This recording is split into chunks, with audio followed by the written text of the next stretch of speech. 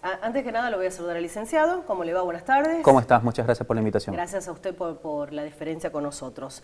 ¿Qué factor cree, licenciado, que explican la actual posición de Osvaldo Jaldo ante las próximas elecciones?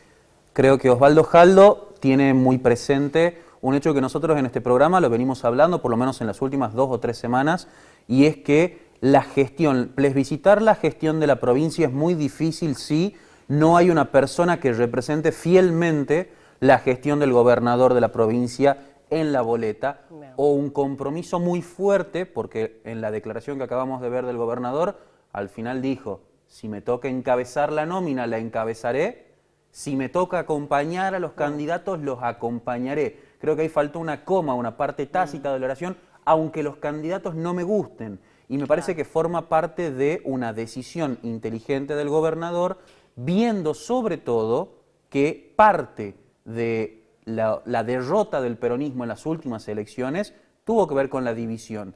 Y el gobierno de la provincia, particularmente el peronismo, que es el sello partidario que encolumna el Frente Tucumán Primero, logró la unidad.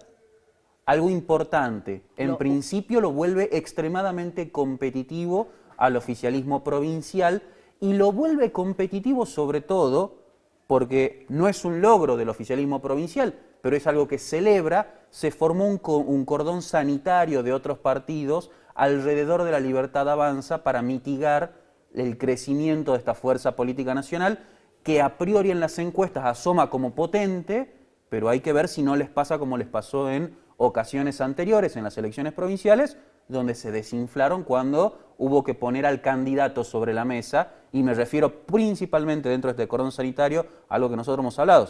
Roberto Sánchez, Ricardo Bussi, Paula Omodeo, todos declamativamente aliados del gobierno nacional, cercanos o afines a las ideas de la libertad, pero bueno, van a competir por el mismo electorado, van a fragmentar el voto de apoyo a Milei. Sí, recién veíamos la imagen del senador Juan Mansur, que se lo vio en la provincia de Tucumán. Que hoy tuvo su primera recorrida de campaña. Y preguntarle, licenciado, políticamente, ¿qué significa este pacto, este acuerdo entre Jaldo y Mansur en este momento?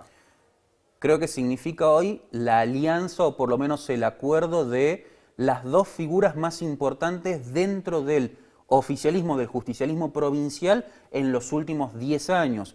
Me refiero a la persona que fue vicegobernador de José Jorge Alperovich, la persona que fue gobernador de la provincia de Tucumán y al mismo tiempo la persona que acompañó a ese gobernador en la gestión y que hoy encabeza el Ejecutivo Provincial. La pregunta es, ¿el acuerdo que se logró con Juan Mansur se logró también con las bases que representa el exgobernador y actual senador? Se logró también en parte con una declaración que no estuvo presente en este último recorte que vimos, pero que dijo el gobernador, y es, hoy Tucumán cuenta con 3 senadores, que no es un dato menor. No es un dato menor porque quiere decir que tiene peso institucional para negociar con la Rosada, no solamente cuestiones de índole política. ¿Será que es una estrategia a largo plazo? ¿Es una conveniencia política entre ellos? En principio es una conveniencia política de corto plazo y en lo inmediato para solucionar un problema. Tucumán tiene que mantener, sobre todo el gobernador Osvaldo Jaldo, tiene que mantener el núcleo de diputados nacionales que le respondan directamente para ser fuerte de cara al gobierno nacional y al mismo tiempo tiene que lograr, sobre todo de cara al 27, porque estas elecciones se están mirando con vistas a las elecciones presidenciales y las elecciones ejecutivas de gobernadores del 27, bueno, cómo es capaz de armar y ordenar a la dirigencia justicialista desde una posición de poder. Si hoy hay algo que Osvaldo Jaldo no se puede permitir y está trabajando arduamente para que no suceda, es tener un resultado empatado o una derrota frente a la Libertad Avanza. ¿Qué significa bueno, estamos mostrando imágenes de Roberto Sánchez que presentó su candidatura. ¿Qué significa la oposición hoy, actualmente, camino a las elecciones en octubre? Roberto Sánchez, me voy a salir un poquito, voy a dar una vuelta alrededor del tema. El presidente de la Nación hizo una cadena nacional por la noche, anunciando que iba a vetar las iniciativas del Congreso, un 12-0, que es el segundo partido que se pierde, el anterior se perdió 6-0 en el Senado, no se lo trató de traidor a Martín Menem, pero el presidente primero bajo el tono de la exposición pública y de la confrontación con sus aliados, empezó a explicar el motivo de sus decisiones y al mismo tiempo hizo algo que no se lo venía haciendo. Es un presidente, Javier Milei, que exige desde una posición de poder, y ahora lo que hizo fue pedir.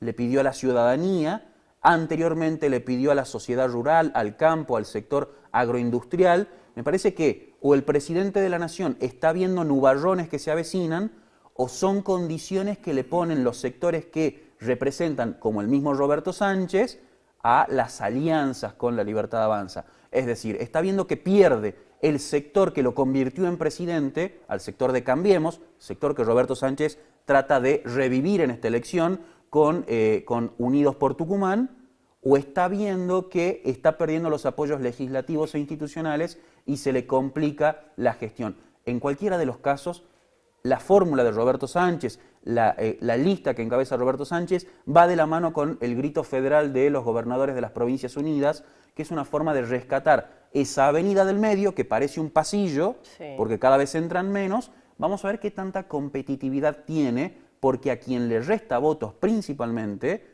es al Ejecutivo Nacional, no al justicialismo. ¿Podría haber una boleta Jaldo Mansur? Podría, no sería la primera vez que sucede. De hecho, recordemos que en junio del año 2023, la boleta inicial, perdón, en abril de 2023, la boleta inicial era Jaldo Mansur. No sería algo para descartar, sobre todo pensando en que al senador nacional se le termina el mandato, no suyo, de Pablo Yedlin, porque él era suplente del actual diputado. Claro. Y quieren seguir como conservando, o les gustaría seguir conservando las bancas. Pero ¿cómo impactaría esto en lo social, en la gente, que ha perdido la credibilidad? Las candidaturas testimoniales, a ver, si Osvaldo Jaldo efectivamente encabeza la nómina de diputados, ¿y por qué debería encabezar? Porque en la boleta única de papel, que es el nuevo sistema que nosotros tenemos, solamente está la foto del primer y del segundo candidato. Y si se quiere hacer que la gestión sea la que traccione, que se provincialice Osvaldo Jaldo, debería ser primer o segundo candidato a diputado nacional por la provincia. Bueno, en ese caso, claramente el gobernador no va a dejar el Ejecutivo Provincial para ser un diputado más, claro, de 257. Porque asumiría Miguel Acevedo y ocuparía el lugar el presidente subrogante de la Cámara, Sergio Mancilla. Yo no creo que eso suceda. Pasó ya cuando la expresidenta Cristina Fernández llamó como ministro de Salud a Juan Mansur. Pero lo llamaba a un lugar que tenía no solamente más relevancia y protagonismo nacional, claro, de hecho es parte de lo que a Juan Mansur lo entusiasma para su aventura electoral como candidato a vicepresidente de la Nación, y también porque era del mismo signo político y porque tenía una responsabilidad de gestionar efectivamente el gobierno nacional, un gobierno nacional complejo. Hoy no veo que Javier Milei llame a ministro del Interior, Osvaldo Jaldo, no lo veo en ese escenario. Me parece que el propio gobernador además fue cerrando esa puerta con la subida de tono que tuvo en las últimas semanas. Sí. Pero es cierto que lo que plantea el propio gobernador en la entrevista de Provincia de Buenos Aires, la vicegobernadora de la provincia, candidata a diputada provincial, intendentes, candidatos a concejales, muestra que la política no tiene una oferta renovadora lo suficientemente potente y tiene que usar lo que hoy tiene como un recurso. Bueno, eso no deja de desgastar y no deja de darle más fuerza a un argumento que nosotros venimos viendo con las encuestas que hacemos en el interior, en diferentes municipios, de ¿para qué voy a ir a votar si nada cambia? Si son siempre los mismos, si mi voto en realidad no define nada. Claro. Si de repente toda la oferta es más de lo mismo y no hay ningún elemento disruptivo, bueno, eso también te pone un condicionante.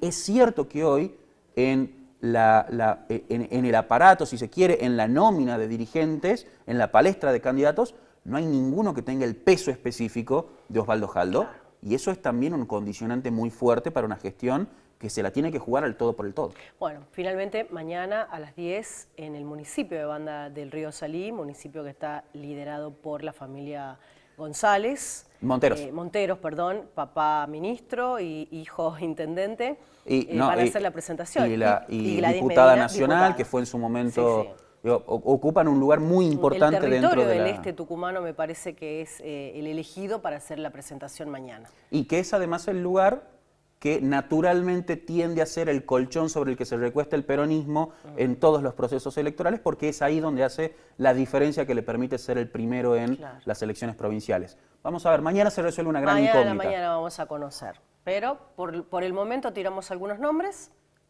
Por el momento lo tenemos casi puesta en segundo lugar a Gladys Medina, actual diputada nacional. Interesante porque eso también permite una rotación con Elia Fernández de Mansilla, a quien se le vence el mandato, pero es suplente de Gladys Medina, por lo tanto quedaría en el lugar. En tercer lugar, la posibilidad o no de que Javier Noguera ocupe un lugar salible. Hay que ver si el nombre de Juan Mansur no se impone y Noguera pasa a estar en alguna de las suplencias. Me parece que el armado de la lista del oficialismo es particularmente interesante porque también nos va a echar luz sobre cómo se reconfigura el justicialismo para esta segunda mitad de mandato.